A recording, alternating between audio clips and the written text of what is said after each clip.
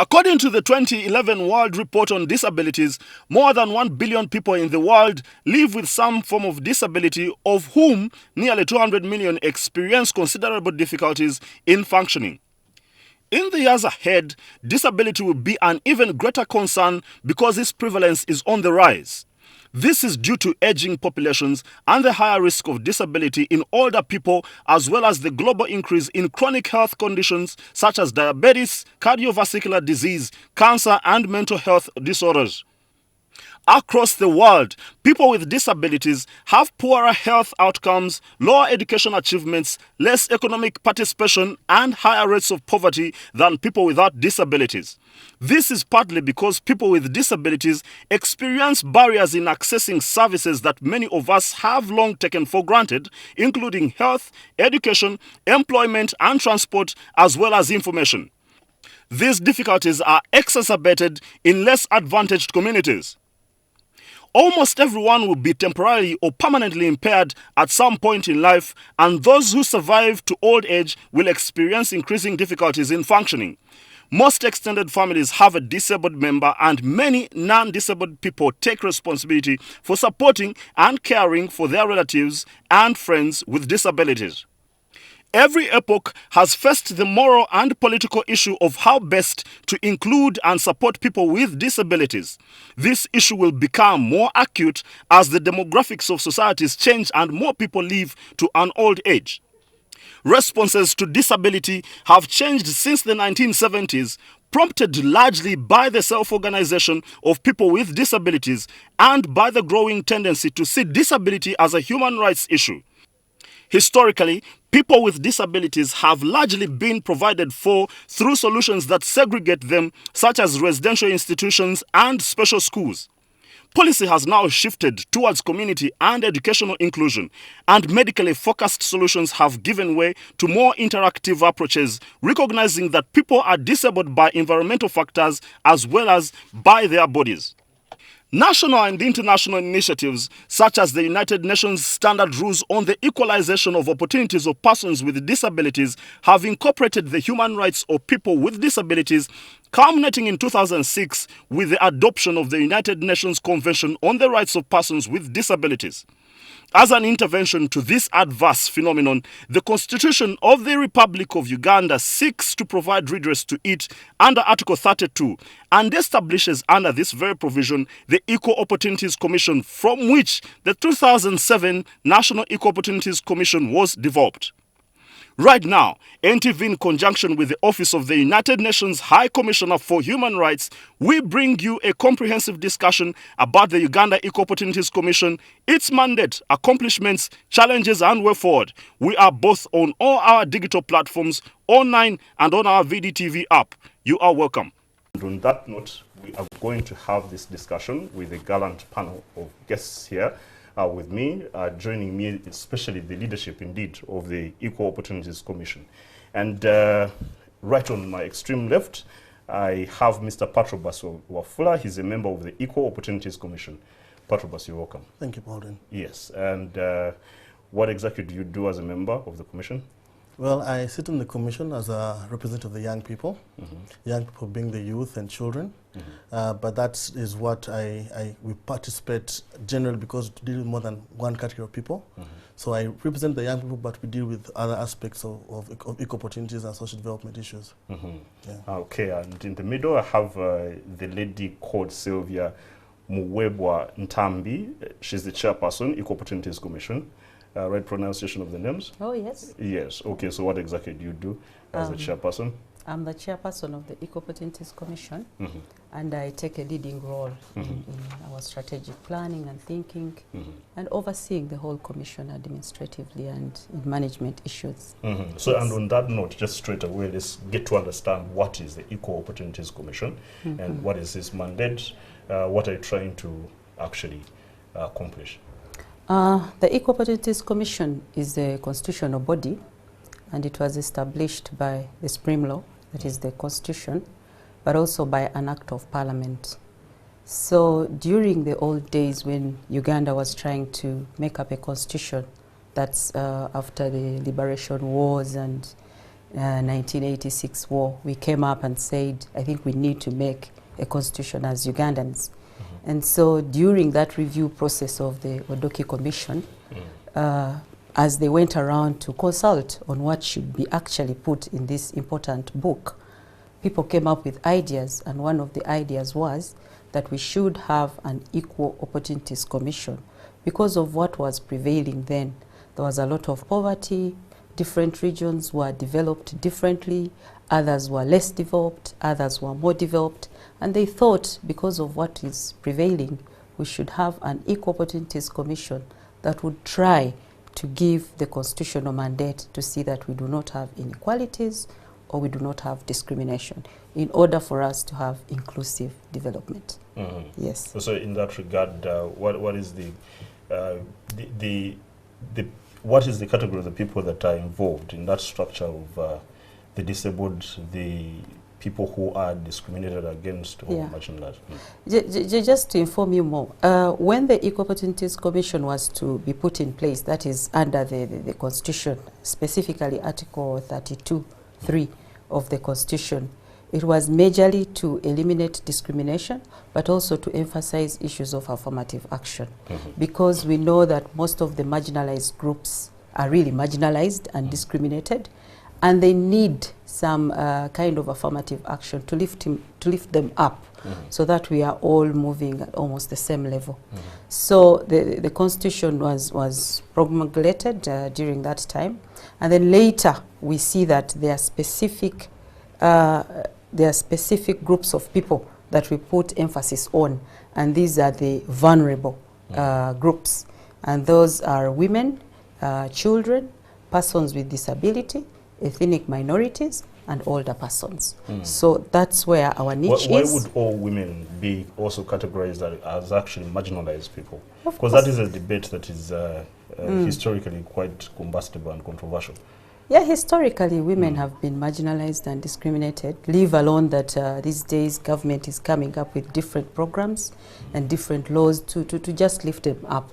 But historically we know that women have been marginalized and discriminated because of culture and other reasons. Okay. Yes. All right. Petrobras, so help us to understand the structure and the leadership composition of the Equal Opportunities Commission. Okay. The Commission is comprised of 5 members. Chairperson, who is chair here. We have a vice chairperson, and we have 3 members. And these 3 members are selected from various categories of society that are representative of what we have in society. So we have a person representing older persons, we have a person representing the person with disabilities, and there's some representing the young people. And they also balance in terms of where we come from and what we believe in. And so right now we have Sylvia Mweva Ntambi as a chairperson, we have Dennis Nduhura as a vice chairperson, we have a member called Joel Cox Ojuko, and Madame Zermina Malore, and then myself, Patros Pafola. And then together we have what we call the secretariat that runs the technical aspects of the commission. And right now we have Professor Owo Osande, who is the head of the secretariat, and we have a full structure of people who are employed to support the commission in executing its mandate. Yeah. So now the irony is that none of you looks disabled. So how did you come to be part of this commission? And you seem actually okay and fine. How is this representative of the people with disabilities? Like I mentioned to you, there is somebody in the commission who represents persons with disabilities. Only one? Only one person. And that is Madame Zamna Malore. And she's also a woman.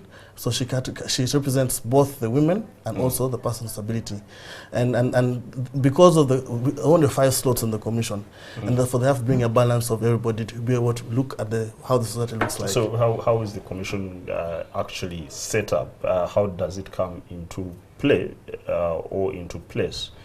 And how do the able people now come to be the representatives of the commission in these structures you're talking about? Because this is pretty ironical, as I've said. It's a paradox of sorts.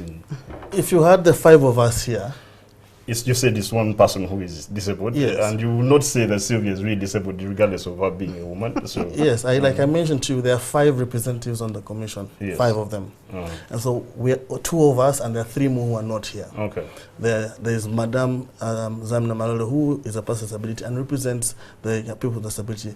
But leaving that aside, I think even if we are able persons, as you're calling us, we have the ability to understand the needs of the person with disability, and therefore we can address them, because we have platforms where we have conversations with them.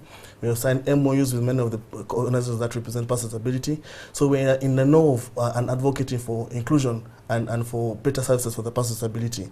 And emphasizing one of the aspects of our report that we just produced right now is actually a whole chapter that addresses issues that concern persons with disability and access to built-up environments in Kampala specifically. So we are doing a lot to address issues of persons with disabilities.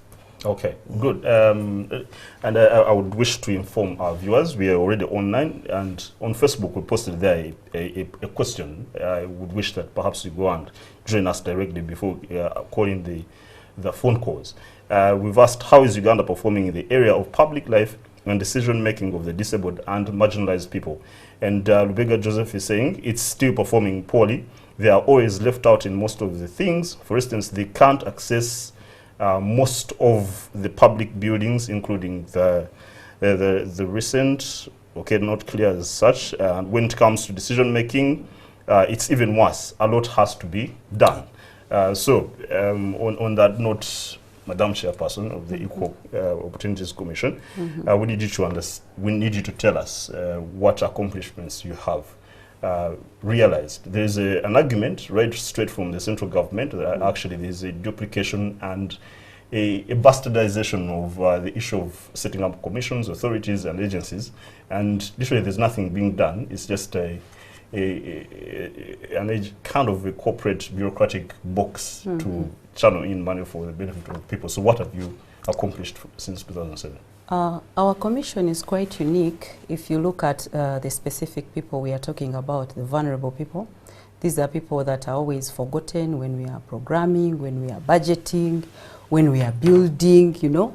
That's why you see comments like many buildings are inaccessible, because those particular groups of people have been neglected since time immemorial. So our commission comes in to cater specifically for those disadvantaged. So leave alone other commissions which have different mandates, but our mandate is very, very specific, and it is to effectuate the issues of non-discrimination as provided for in the Constitution. Much as the Constitution provides for non-discrimination, we also need to see that this is put into implementation. So the Equal Opportunities Commission comes up to emphasize those issues of non-discrimination, inequalities, and marginalization. That's the uniqueness. Yes. So what have you done? I understand the mandate, and I think that's where the challenge is. Yeah. You need to tell us what you have accomplished, because most of these things you're trying to address and that are constitutionally cited as being problematic are still apparent. And nothing much has been settled. And the disabled people are still languishing. They're still having very unfortunate and underprivileged standards of living. So what have you accomplished if we were trying to do a scorecard? Okay, much as you're even just talking about persons with disability, we have told you that our scope is a little wider. We do talk about ethnic minorities, we do talk about older persons, we talk about the youth and the children. But what is unique about the Equal Opportunities Commission, we have provided platform that other forums have not provided. For example, in our tribunal, we do have a tribunal. We hear many cases for specifically marginalization and discrimination, leave alone human rights, leave alone other issues. But our tribunal hears cases specifically for discrimination and marginalization. And that is one of the differences, or that's one of the major or core activities that the Commission does. And in this tribunal, it is very friendly. It does not take on the processes of the usual courts. And so we find it that much as these people are vulnerable, accessibility to our services, they find it very easy, because we even transact business in local languages, and that's really very unique. You will not find that in other tribunals, nor will you find that in courts. There is a specific language, which is English, but for our tribunal, we even hear cases in the local languages. So the other issue that the Commission is really pushing, much as we've only told you about the mandate of inequalities and eliminating discriminations and marginalization, the Equal Opportunities Commission also has another very important mandate under the Public Finance Management Act. And under that act, we have a role to assess all budget framework papers, the national budget, and ministerial policy statements to make sure that they are gender and equity responsive. And when you look at gender and equity planning and budgeting, this specifically caters for these groups of people. Why? When you talk about gender and equity planning and budgeting, we are talking about utilization of resources and allocation of resources to the interests of the vulnerable groups. And I really find that unique. Yeah, you find that unique. So your vision says, mission says you are to give effect to the state's mandate to eliminate discrimination against any individual or groups of persons through taking affirmative action to redress imbalances and promote equal opportunities. Now, if we just, because I need to feel that there is one particular outstanding achievement, regardless of the, despite the good work you're doing in dealing with the rest of the agencies of the government. Yeah. For instance, what have you done for the deaf? What have you done for the people on the streets? What have you done for women with people with HIV as a commission in itself? You see, when you look at the mandate, because we have to follow our mandate, when you look at our mandate, it's not all about implementation. That's where the difference is. Our mandate is to make recommendations. First of all, if we audit and find out that there are gaps or there are issues with persons with disability, with women, with children, we make recommendations to the most important or those agencies that are supposed to implement at policy level, at the legislation level, or otherwise. And for us, that's where our input is. But we also advocate. We advocate for their well-being, especially in terms of, for example, when you're talking about persons with disability, like Member Wafula has said, we have already made an audit to see how can our persons with disability access buildings. That's the problem. We have to talk to the concerned agencies or concerned institutions to remind them that despite the fact that there are people who can access buildings anyhowly, there are people who cannot access these buildings. And we've given recommendations, and I can tell you in our last report when we talked about issues of accessibility, there are different agencies that have changed their entry, doors. They've changed the way they treat persons with disability, but more is yet to come, especially in this report, that we need this government to look at critically in terms of built-up environment. Okay, so when I come back, Patrobas, we're going to deal, Madam Sylvia, we're going to deal with the nitty-gritties of the separate government sectors. Of course, the issues of health sector, the finance sector, the local government aspect, and more of the details of what the government really needs to do about this matter. And thanks to our viewers. We'll come back just shortly after this break.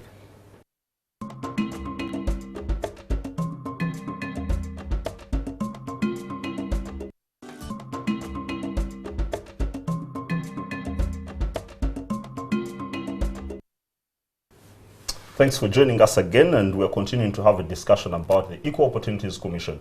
And another question is posted on Facebook asking you about how is the education system facilitating the effective learning of disabled people. And I can see here Muzira Collins, Francis says it's not helping at all because there are no requirements, rather there are no equipments for the blind, and worst of all, schools with storage buildings don't favor the lame.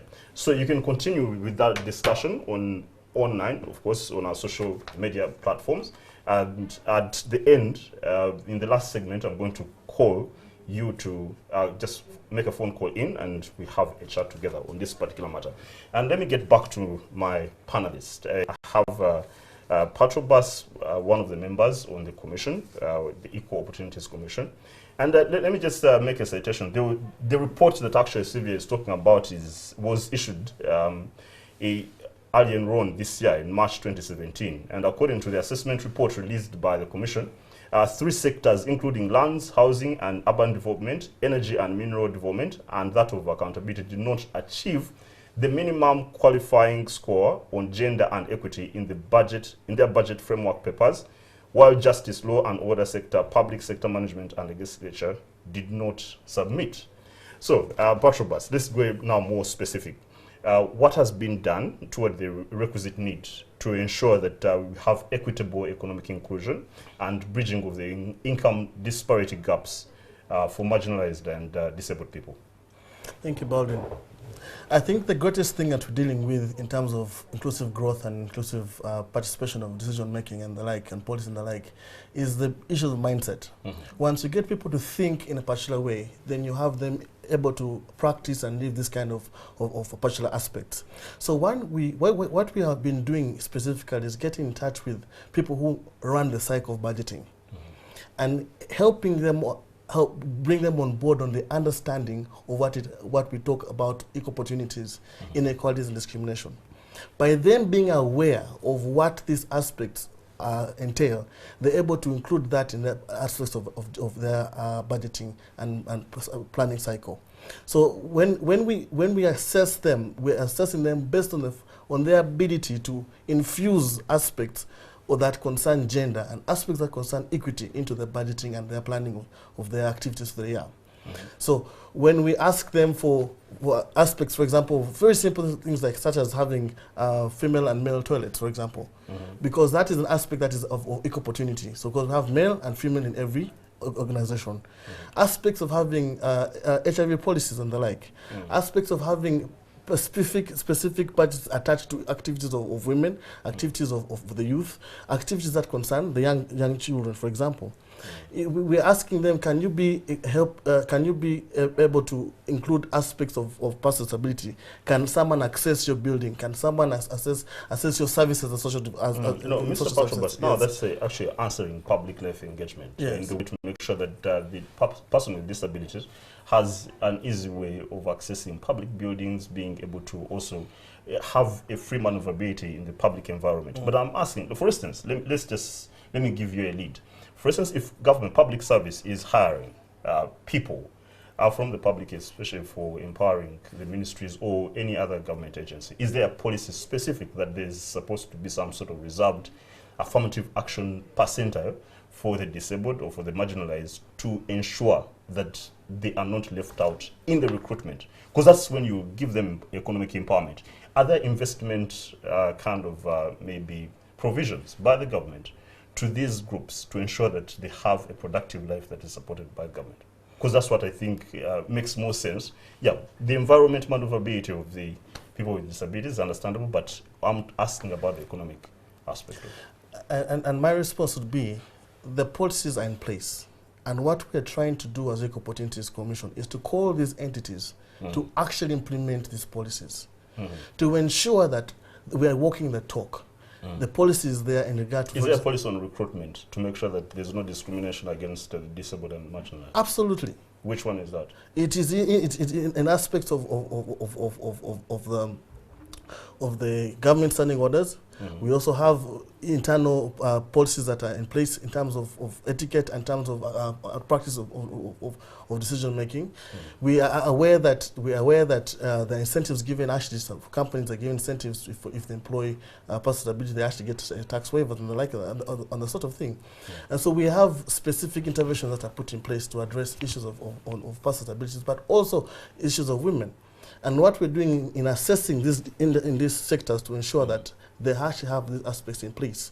So that when we look at their aspects of performance in regard to gender equity, they're able to find specific interventions and resourced interventions towards addressing the needs of the issues of gender equity. Just a last follow-up on that matter, because I feel that there is no clarity yet. Yes. Do you have information about actually how many people, for instance, let's say in public service or Ministry of Health, that are working in the Ministry of Health or in Uganda's security structure, that are disabled and perhaps are marginalized, do you have that kind of information? Because that is how, for the public, in practical terms, would assess you as to be making headway. In as much as you're not supposed to be implemented, but you need to have that information to gauge yourself against these particular objectives that you have.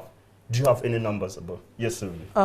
When you look at the Persons with Disability Act, there is a specific provision that when government is employing or recruiting their quotas, and it is the Minister of Public Service that has to follow up on this to see that Which quota specifically? No, quotas. Quotas yes, are just understand like every time. portion of exactly. the recruitment exactly. batch that you're having. So let's say, for instance, the public service is making a recruitment in maybe either for security or is making recruitment for Minister of Health.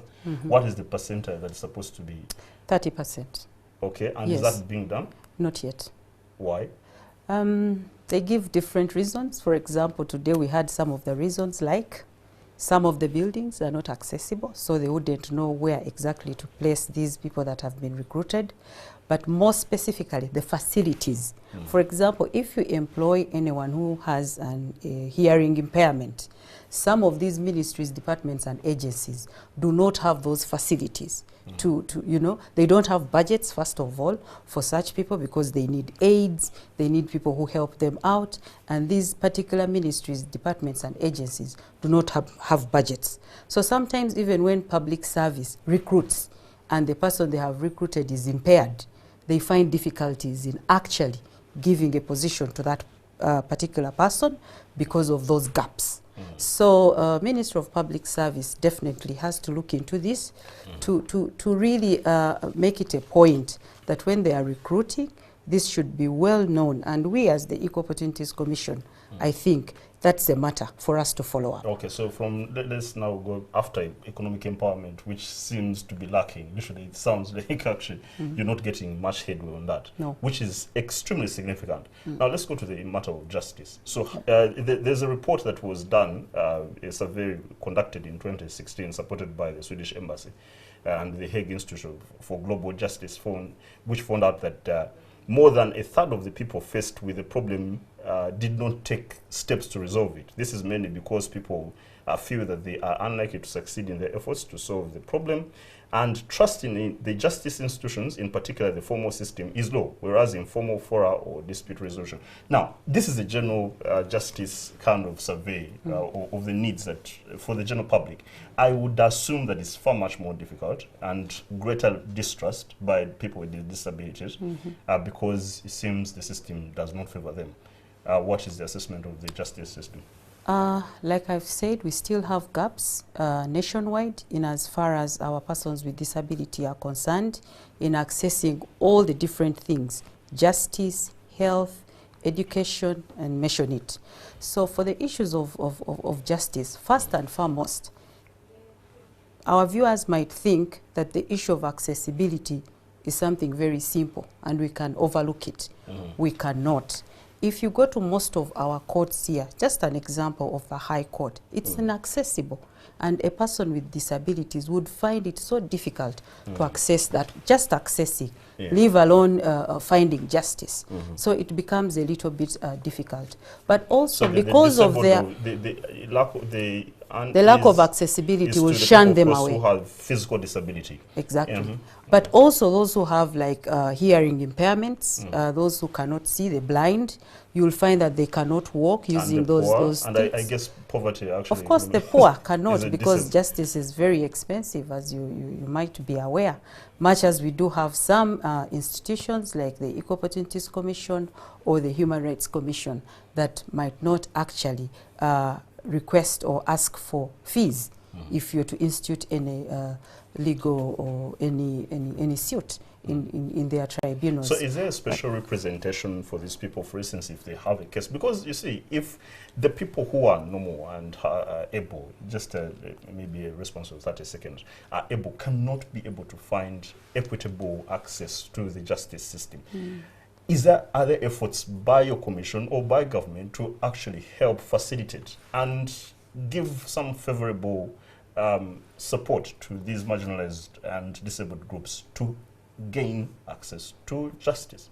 Yes, the support is with institutions, for example, one, which do not need payment when you want to institute a suit, that one I've already mentioned, but also friendly and accessible tribunals like ours, which do not majorly insist on the normal processes, the judicial normal processes, but alternative dispute resolution kind of mechanisms, whereby these people would feel more comfortable to approach these institutions, because many fear the court itself.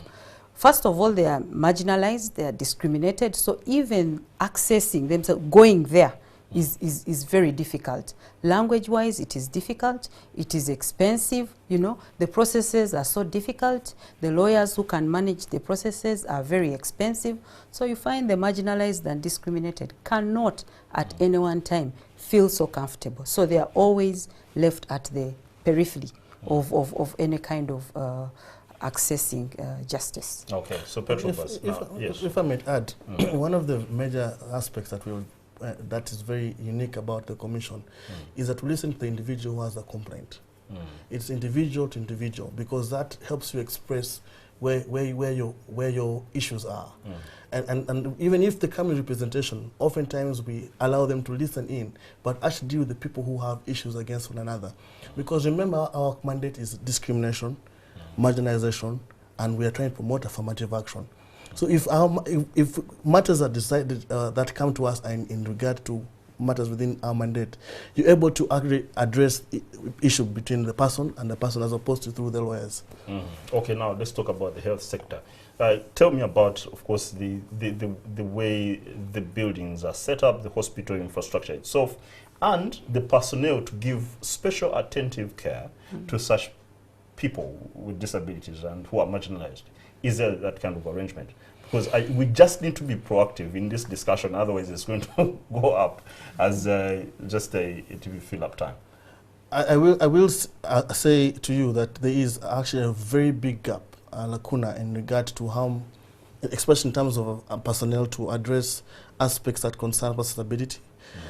If there's a big gap, because many of the health workers are not trained to handle special interest people, people who have special needs. For example, those who need to be signed to, people who have to, to access the hospital when they have issues concerning disabilities. And so we are saying in our assessment of the health sector, we're saying that there's a lot of room for improvement. Even in regard to the structure of the health centers that we find when we go to our audits, you find the places that have no ramps, for example, and we're saying, can you include them? You have maternity beds which are this high, some of them are actually not functional, some are rotten, and we're saying to health centers, can you improve and make sure that these things are changing, so that the people who have access, who require this service, are able to access them? You find they ask questions to young people about when they go to access health center, because there are not many health centers that have youth-friendly facilities. And so our role as Equal Opportunities Commission, and we highlight this in our report, is to ensure that we're able to address matters that concern the persons who are marginalized or discriminated, by encouraging change of policy and implementation. And so that's why we do assessments, to ensure that when we have issues that we find in the field, we're able to report about them and create awareness about them, so that when we do assessment next following year, we see there's a gap of improvement. There's been improvement in some of the health centers that we have been to because of the advocacy we have done. And there's been an increase. Which health center are you talking about? The Lumimbi Health Center, for example, in Busia, has got a new maternity bed, because the last time I visited it, the bed was actually getting rotten, and we told them it's not a good thing. We have issues in like Hukum Health Center, South 3, where a ramp was made. We have the many aspects. Yes. Okay, because the Mulago Hospital, which is a national referral hospital, is under construction. I would expect that with your leverage and the power, because you're constitutionally actually mandated, your position and the commission is instructed by the Constitution, under Article 32, and you have a full act which was promulgated in 2007. And I would expect that you're now in full engagement with the state agencies and for whatever development is there, including the Mulago Hospital that is under development. Are you involved in the National Referral Hospital construction to see that actually the issues of the disabled and marginalized people are taken care of? For us, we raise our issues at a certain level but those who are supposed to implement are the people we speak to. For example, there are standards when they are building. Those UNAPID standards... So are you supervising those standards? We can do the supervision. Are you supervising those standards? Our role is to ensure. Our role is to ensure that you're not going to succeed unless you're part and parcel of the process. I might be sounding, livid in this regard, but I'm thinking that is the only way you're going to generate results for this commission to have reasonable sense to be appreciated by the public. Yes. We have taken studies and surveys of places in Kampala, for example, that we have highlighted and said this place is accessible, this place is not. And we have made recommendations and had discussions with the decision makers in those entities to ensure that when they are making plans, they include aspects that that will result into the change of the environment that we're talking about. Whether they have ramps, for example, they can have larger doors, they can have signage, they can have braille. We're telling these decision makers, please, there's need for a ramp or a step here to ensure that, we should talk about the High Court. I know many people who access the court, but in a very interesting way. I come in a wheelchair. I up to the steps of the High Court, and I have to be lifted out of my wheelchair up so that I can access the High Court. That is accessibility, yes. But do you know how demeaning it is for me to be lifted out of my chair? And so we are saying to High Court, can you plan, can you budget and include accessibility avenues into your building? We have done that for Chirundu Hospital, and you can see there's an improvement there. And we hope that what we have seen in Chirundu and the new markets that are being built in Kampala can also be replicated in the Ministry of Health and also in the Mulago Hospital. We've visited cases here, which is the authority itself, and we've made recommendations, and they have actually been put some of them. For example, there's no parking for persons with disability, and there has been created one there. So we are doing. Our role is to highlight the aspects that are wrong and cause and influence the decision makers to ensure they actually implement and change these aspects to make the place more friendly and for everyone to access the social services. And remember, accessibility for a person with disability is actually a good access for you. It's a good access for mothers who are pushing children on the track. So it's not just for them alone. It's for everyone. Older persons, for example. So we're influencing the decision makers to ensure that they actually implement what has been stipulated in the law with regard to equal opportunities, and ask them to implement them and ensure that they're able to. Okay, on that note, let me first go for a break, then we're going to come back and you add on that matter, and then we discuss the representation issue. And of course participation, because now the challenge I'm already seeing, the Commission is not co-participative with the people with disabilities and marginalized. It seems you're simply representing them and just imagining, or perhaps collecting their views, and that's how it seems. No. But on that note, please, our viewers, after this short break, we'll be back and we'll ask you to call in and participate in this discussion directly. Thank you.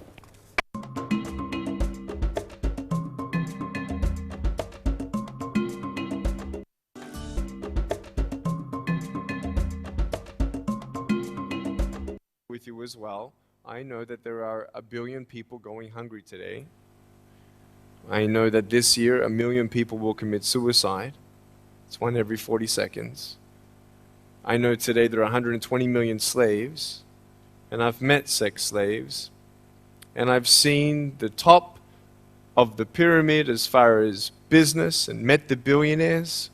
I've met bankers, and I've also met orphans. We're all looking for something. We're all looking for hope. Hope you can't just have just because you were born with hope. No, we're born with pain. We're born and live through difficulties. And in our life, my parents always taught me that even though we don't know why I was born this way, that we have a choice. Either to be angry for what we don't have, or be thankful for what we do have. The power of that choice was the first thing.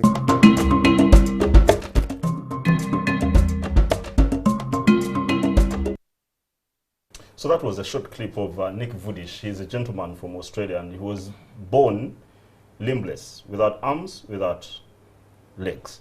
So you can look at such a situation and evaluate your own condition and ask yourself, can life make any sense, and can I make sense out of life, regardless of the condition I'm in? And that was just a statement of a clip for reflection, that whatever situation you might be in as much as we are discussing the matter of disabled and marginalized people, that regardless of whatever situation we're in, we can make better a life out of that situation. And so I'm continuing with my panel, and I'm going to request you to prepare your phones just to call in. I'll take about 4 calls, and then we shall wind up this discussion. So, Madam Sylvia, help us to understand the representative engagement of the issue of public representation, politics, the engagement of the people with disabilities. How are these people encouraged? How are they participating? Are you following them up? Do you sense from them that they are satisfied with the degree to which they are involved in public decision making?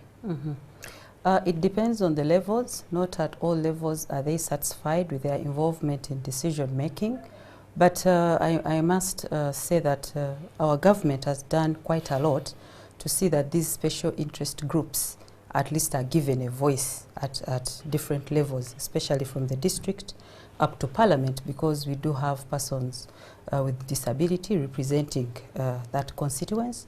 We also have some who are representing at the district level. But when you go down at the level of the councillors and then the LC ones up to the parish level, maybe there we do have some gaps, and they can always be filled. But at least they do have a voice at those different levels. And it is working, because we've seen quite many. And they are taking up leadership roles even within Parliament. Presently, the chairperson of the Gender Committee is a person with disability. The vice chairperson of the Committee on Human Rights is Honorable Safia. She's a person with disability. But you'll find out that these are people who have come from the division levels as councillors, and now they've become MPs, and they're involved in decision making. I think we're not doing so badly, but there's still something to do. And I think our viewers, I forgot to inform you that we had anticipated and planned to have a sign language interpreter on this set, but unfortunately the panelists didn't turn up, so because it appears we are all able-bodied people here, but we had made that arrangement. It's unfortunate that the individual did not turn up, but hopefully we shall sort it out next time. Okay, so Petrobus, what is the future of marginalized and disabled people in Uganda?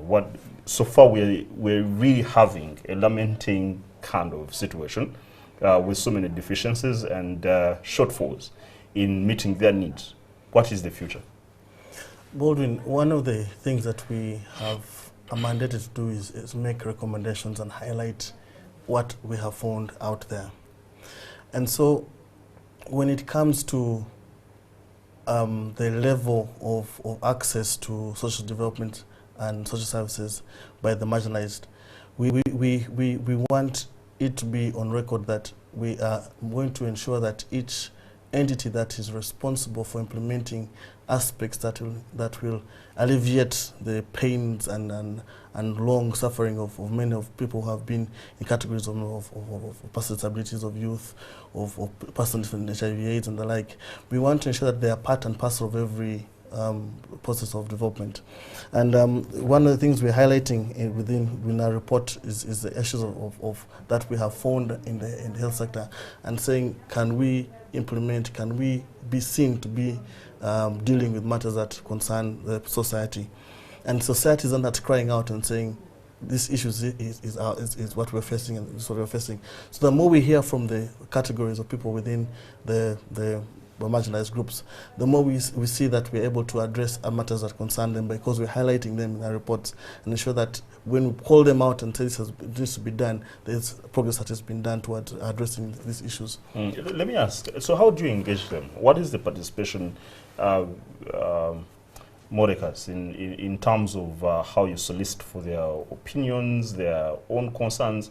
How do you derive the planning, the programs, and the preparations that you present to the rest of government? We go out to the communities. We go out to sections that our mandate is wide and it's nationwide.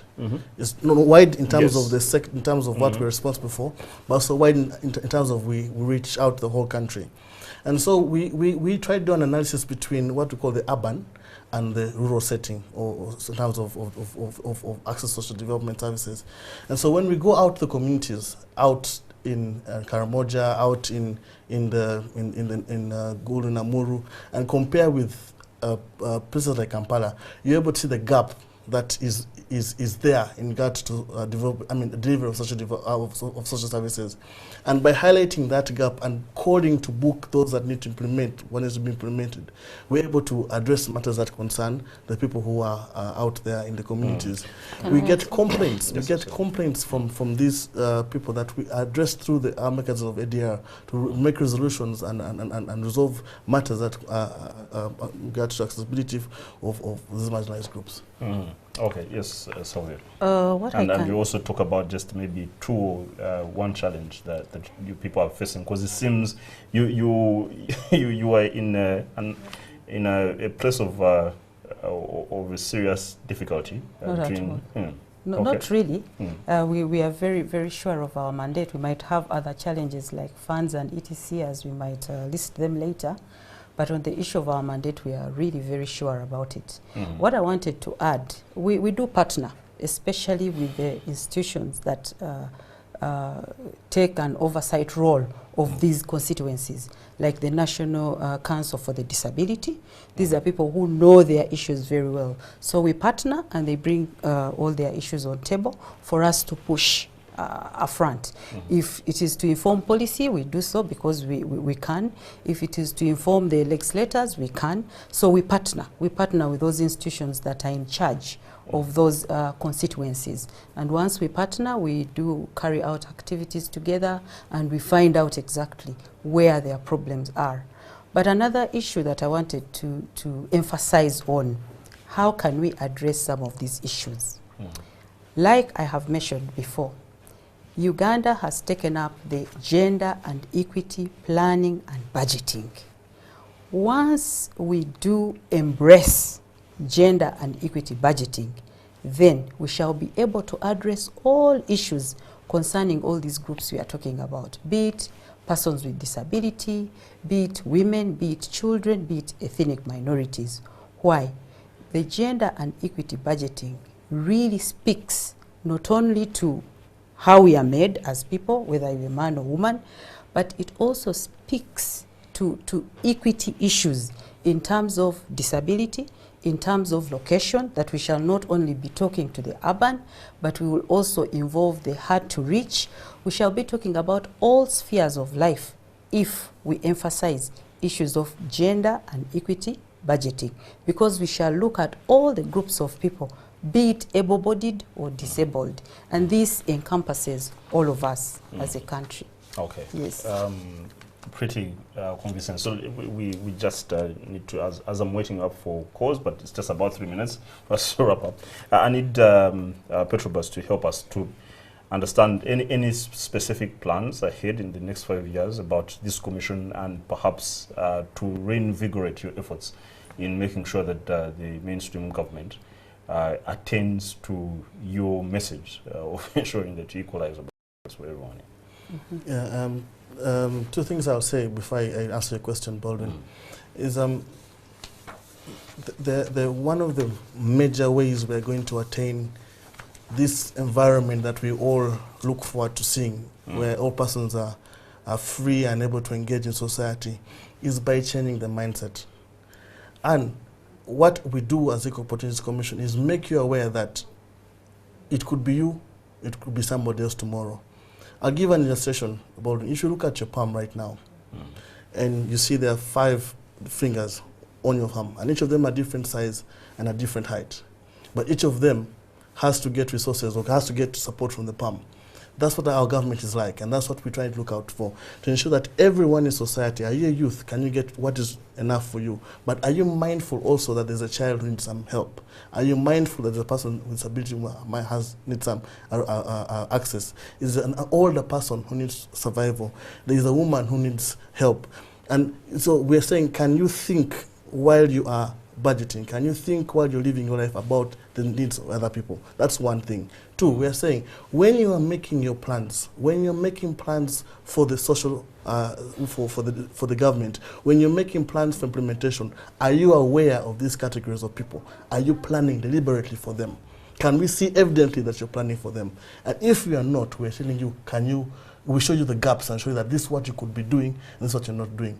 We have gone to the benchmarks that we have can place our foot on.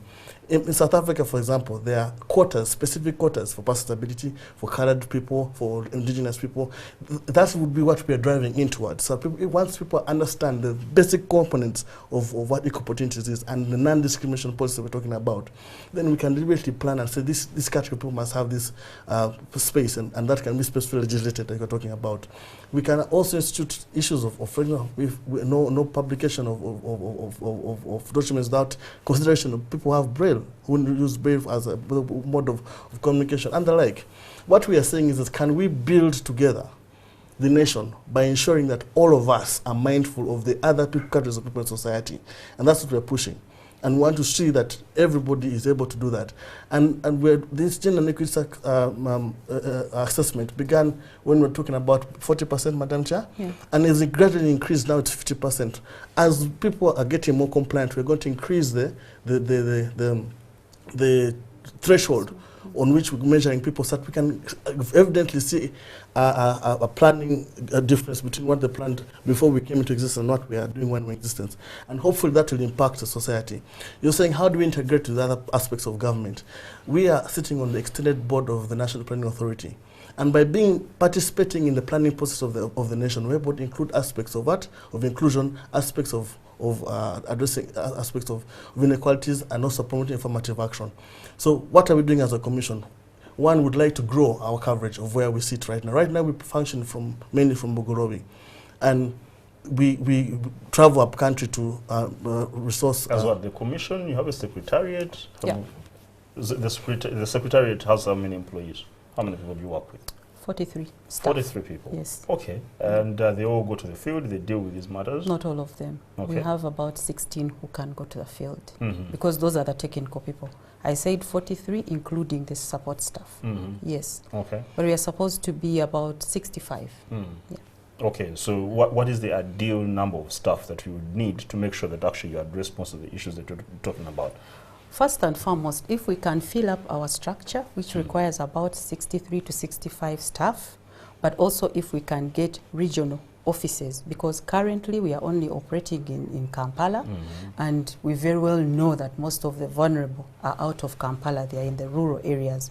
So we do not have regional offices. But if we could get regional offices, then we could reach ably to our constituencies and address most of their issues.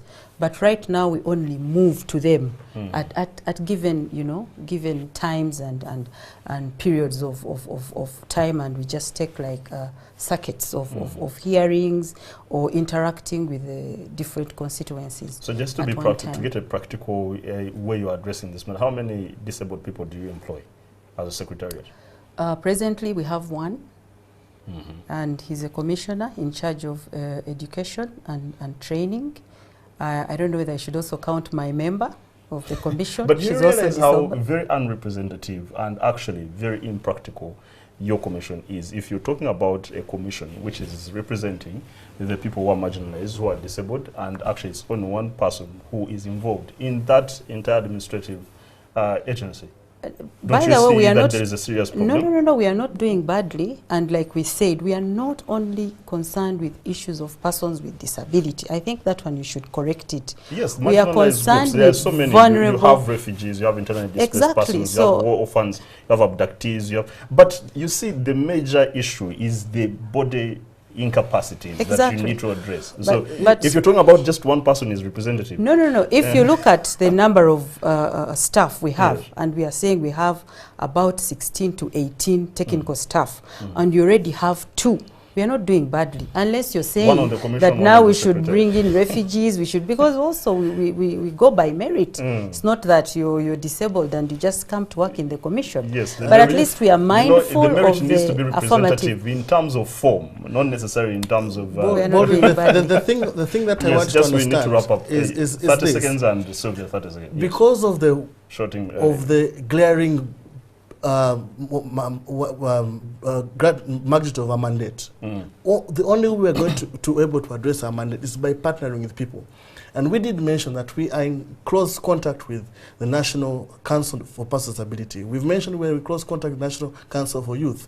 We have close contact with various organizations that front women and youth. So that is in those interventions, those platforms that we engage in, we're able to address the issues of each category of marginalized people. We cannot do it alone, and they can also not do it alone. So it's by the joint and multi-pronged approach to address matters that concern each a marginalized group or vulnerable group is the way we achieve our mandate. Otherwise, if we're going to do it only on our 16 staff or ourselves, we'll not be able to manage. It's by this joint partnering to ensure that they are able to understand what we are doing. As a stopgap, I can tell you, for example, in every village there is what they call a community development officer. Now that for me is the first point of contact aspects of equal opportunities, because they're the ones who know how many youth they have in the community, the ones who know how many mothers they have in the community, how many older persons they have in the community. By engaging in them and them sharing aspects that concern these people with us and collaborating those facts with the umbrella organizations that we're working with, we're able to constructively come together and make recommendations that would apply to alleviate aspects of within the communities of discrimination, of marginalization and inclusion. Okay, great. Sylvia, you're parting short. We need to wrap up this discussion. We are just emphasizing that we need to look specifically to the issues of our constituents. But I think what our moderator is trying to say, maybe the Commission hasn't yet been seen to bite. But just to let you understand, when you look at our Act, Section 15, we do have powers as a Commission, not only to recommend, but also to make orders. And if we make orders, we can also make sanctions. So we do it in processes, because this is government to government. When we recommend and we do not see any action, then we can make orders. But so far, the 3 reports that we have come up with on the state of equal opportunities, we have seen ministries, departments and agencies acting. And so they've not yet called for the orders. But if need be, the orders can come up from the Equal Opportunities Commission. All right. Yes. And on that note, Sylvia Mwebwa Ntambi, the chairperson of the Equal Opportunities Commission, and Petro Baswafula, member of the Equal Opportunities Commission, very delighted indeed to have you here. I pray that you do more accomplishments of your efforts, and thanks for coming. Thank you, Bob. Indeed. Thanks our viewers for keeping with us this late night. This show has been brought to you by the Office of the United Nations Human Rights, of the Office of the United Nations High Commissioner for Human Rights. And if you're out there as a company MD or perhaps a government agency or ministry and you want to have a comprehensive discussion about any area of your concern that is a public matter, please come talk to me, talk to our MD, talk to our sales team. Thanks to all my team here at NTV that's made possible this show. Have a great night and continue watching NTV.